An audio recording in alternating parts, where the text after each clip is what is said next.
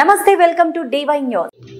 వానాకాలంలోనూ తాగునీటి గోస, మహిళలు ఖాళీ బిందెలతో నిరసన. కామారెడ్డి జిల్లా పిట్లం మండల కేంద్రంలో బొడగజంగం కాలనీలో కుళాయిలలో నీళ్లు రాకపోవడంతో కాలనీవాసులు రహదారికి అడ్డంగా బిందెలతో ధర్నా చేశారు. వారిని మీడియా పలకరించగా గ్రామ పంచాయతీ అధికారులకు పలుమార్లు విన్నవించినా కదలిక లేదని వాపోయారు. కనీసం పై అధికారులైనా స్పందించి మా కాలనీలో నీటి ఎద్దడి నివారణకు కృషి చేయాలని వేడుకుంటున్నారు. మా కాలనీలో మురికి కాలువ నిండి దుర్వాసన వెదజల్లుతున్నాయని, కాలనీలో రోజుకొకరు విషజ్వరాల బారిన పడుతున్నారు. కావున తక్షణమే అధికారులు స్పందించి మాకు తగు చర్యలు తీసుకోవాలని కోరారు.